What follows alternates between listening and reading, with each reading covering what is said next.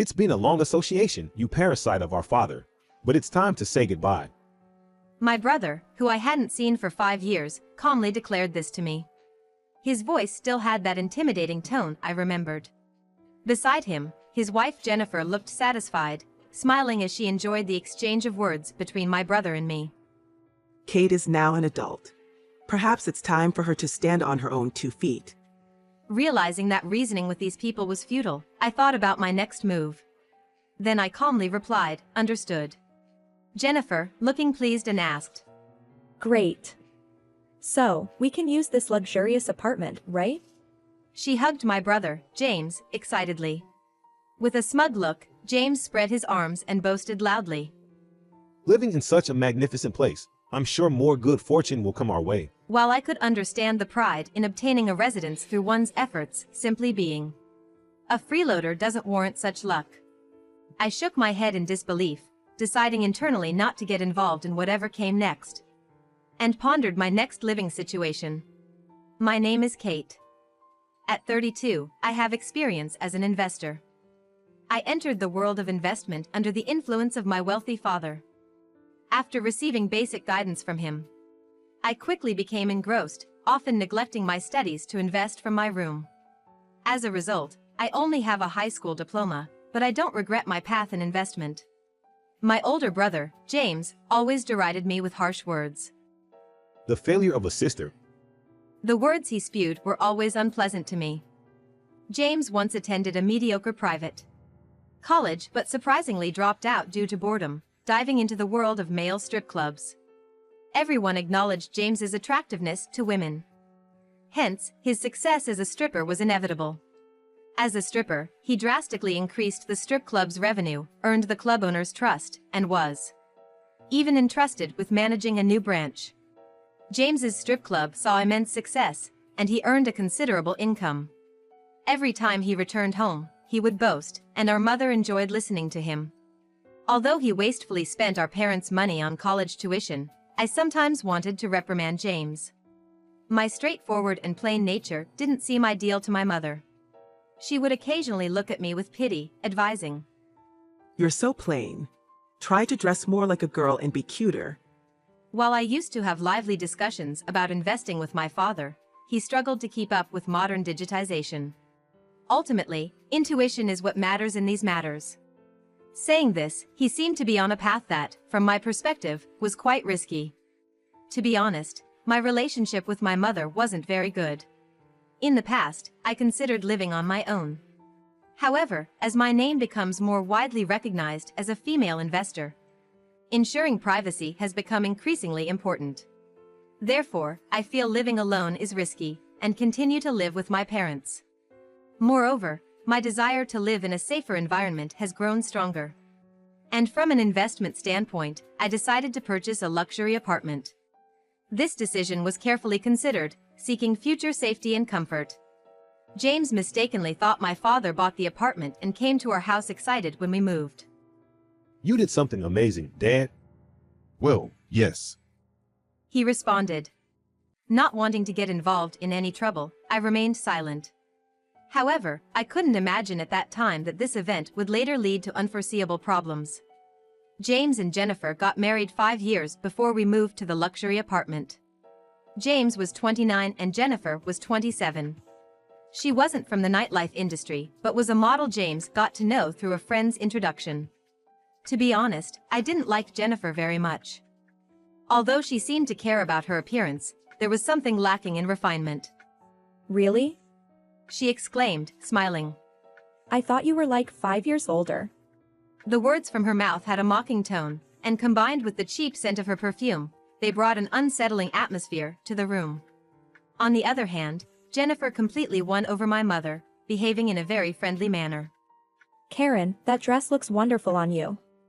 You have such good taste. She showered her with flattery, and my mother was captivated by Jennifer's charm. Let's go shopping together next time. She suggested, and the two of them got excited.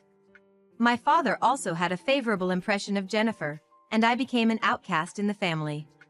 These four seemed to bask in their self-satisfaction, thinking they were a wonderful family. The couple visited the house frequently after their marriage. However, one day, James ended up borrowing money from my father. Now that I'm married, I want to quit the strip club and start a new bar. Can you help me with that? As he asked, my father seemed puzzled. Then, Jennifer made her appearance, also pleading with my father. Robert, I also ask you. I believe James can surely make it a success.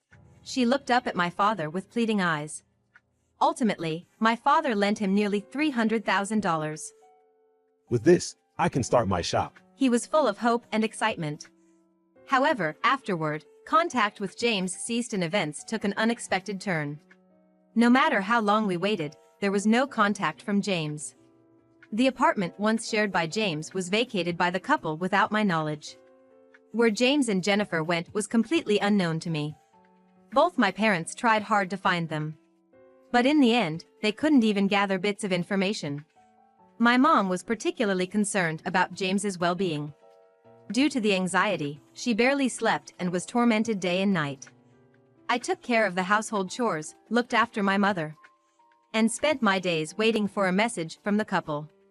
Those days lasted for 5 years, and I was now 32 years old. My mother still worried about James's whereabouts. But we started to feel the limitations of continuing the search. Then, we suddenly got a call from James. It's me. Sorry for making you wait so long. We heard James's cheerful voice on the other side. We were confused, but my mother, with a voice full of joy, asked him. James, where are you now? Are you okay? Tearfully she inquired. I'm fine. The business didn't go as planned, and I couldn't see you guys. James replied in a cheerful tone. Nodding in understanding, she said. You didn't need to worry about that, silly boy. Tears streamed down her face. Then, James changed the topic. So, I heard you guys moved to a high-rise apartment. I want to visit. Can you give me the address? Somehow, James wanted to know our address. We gave it to him, and the next day, he and his wife, Jennifer, visited our house.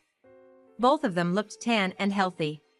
My mom hugged James, overjoyed at his safety. Jennifer said to me, Kate, long time no see. It's amazing, you haven't changed in 5 years. In a way, you haven't aged at all, right? She said with a cheerful smile. I could only respond with a sigh. My parents were filled with joy, but a heavy emotion lingered in my heart. That day, we ordered luxurious takeout to celebrate my reunion with them. By the way, James, where are you living now? Well, this might be hard to say, but we're currently staying at a hotel. We don't have a place to go. We were wondering if we could possibly stay here. I'm really sorry to ask, but could you please accommodate us? Well, if that's the case, I suppose we have no choice. My dad glanced at me briefly, and I felt there was some hidden meaning behind his gaze. Oh, because Jennifer is here, there might not be enough room, right? I was about to say something in surprise, but Jennifer cut in. Aren't you the same age as me, Kate? Isn't it a bit embarrassing to still be living at home and unmarried? I heard from Mom earlier that you only do a bit of housework, and otherwise just stay in your room.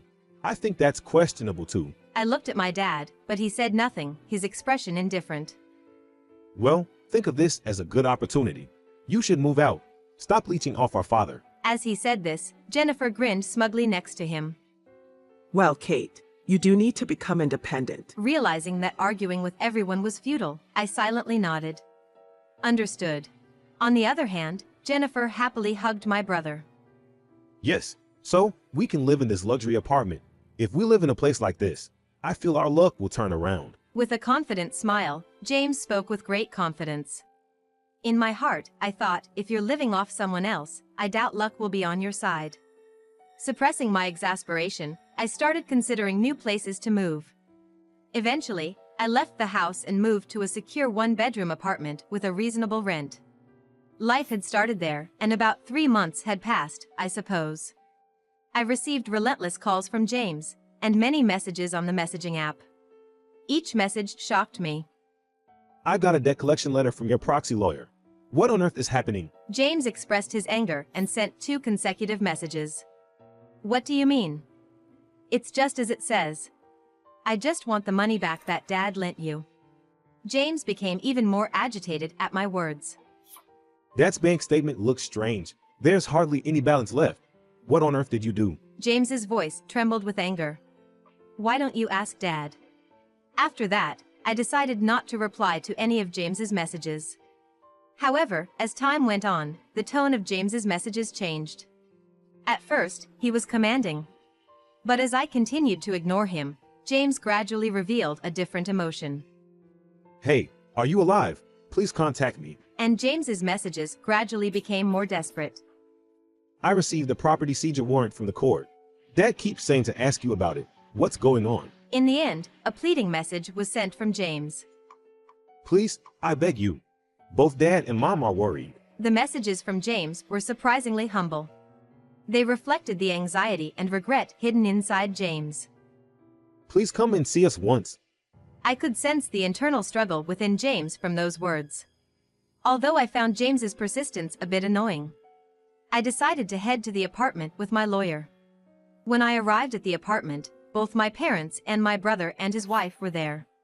In contrast to his previous messages, James angrily thrust some documents at me. Hey, what the hell is this? There was intense anger in James's voice. What do you mean? We have a loan agreement between me and Dad, right? I just claimed it because I couldn't get it back.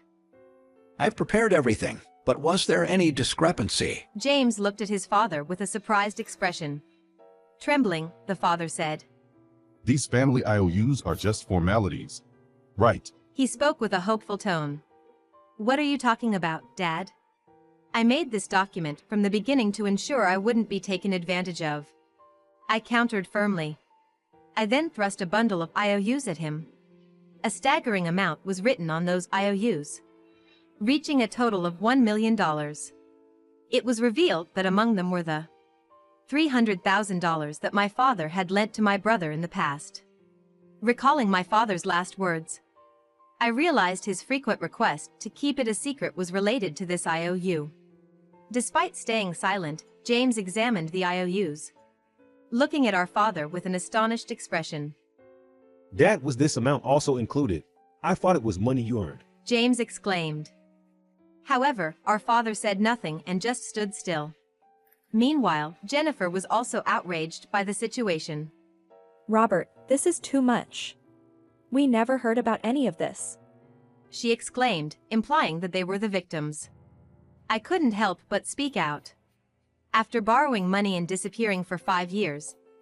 What are you even saying? I said, seemingly defending my father. Jennifer seemed momentarily puzzled, then said, Well, we were just too busy to get in touch. But we do feel sorry. I then showed photos on my smartphone, revealing more truth. By busy, do you mean gambling in Macau? I asked sarcastically. The photo displayed James and Jennifer cheerfully playing in a dazzling casino in Macau. As I showed the picture on my smartphone, James and Jennifer tried to snatch the device away from me. On the other hand, our parents watched in silent disbelief, not understanding what was happening. Turning my gaze to the couple, I showed photo after photo to our parents. This seems to be in Cebu, Philippines. It appears James and Jennifer had a great time there.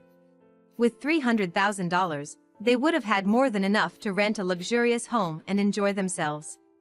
I pointed out the joyful couple in the photos. Did you come back here because you failed in your business? My mom asked, her voice trembling. For a moment, James seemed taken aback but quickly replied with confidence. That's right, Mom. I was just taking a break in between work. Don't think I was just playing around all the time. It's all a fabrication by Kate. He emphasized his stance. That's right, Karen. Don't be deceived. It's just a snapshot. Jennifer also began to defend herself. I sighed. I could strongly feel the erosion of trust within the family due to these events. With a sharp tone, I declared, After all, how can you trust people who go on a world cruise as soon as they borrow money? At these words, James showed a confused expression, taken aback by the sudden accusation. Why do you know that? James inadvertently confessed the truth and immediately regretted it. But it was already too late. Both our father and mother stared sternly at the couple, their faces a mix of shock and anger. You've been doing such things? My mom said in her rage. James, what kind of person are you? Jennifer, Why didn't you stop him? The couple were bewildered about how to respond to this barrage of blame. Actually, since the time James borrowed money from our father and left, I had lost trust in him. I had hired a private investigator to monitor his actions. I knew from the investigator that they were using the borrowed money to travel the world. But I had kept silent about it, not wanting to worry my mother. I had hoped that the couple would contact us at some point, and had put the $270,000 they owed behind me, planning to live peacefully while taking care of our parents. I didn't care much about the couple, but I never forgot to be grateful to my parents, and wanted to repay their kindness. However, once my brother returned, my mother started treating me as a nuisance and was overly attentive to James. Father also readily believed whatever James said, and didn't stand up for me. I was utterly dismayed. For over 10 years, I have been supporting the family financially. Especially since turning 20, after our father lost a lot in an investment. I had been the one covering the living expenses of the household. Despite all this, my efforts were not particularly appreciated. In fact, just before I turned 30, I was proposed to by a man.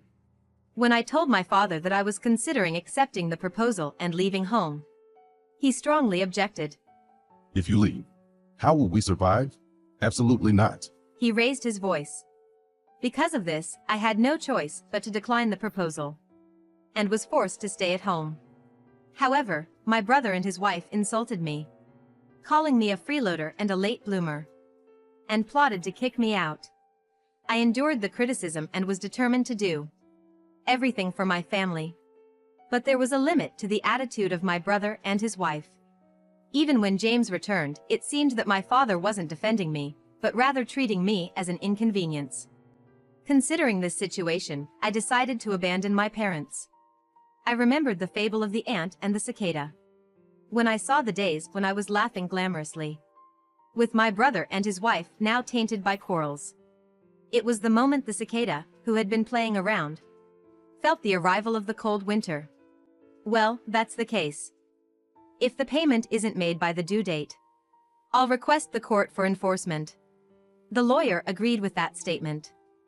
We have billed you several times, but since we received no response, we had no choice but to proceed with the seizure. Please understand, He said, humbly bowing his head. James stared at my father. Dad, what are you planning to do? He raised his voice. On the other hand, Jennifer clapped her hands. That's right.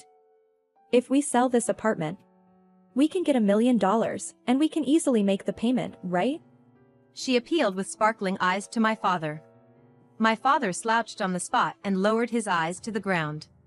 The apartment is under Kate's name. He said in a soft voice.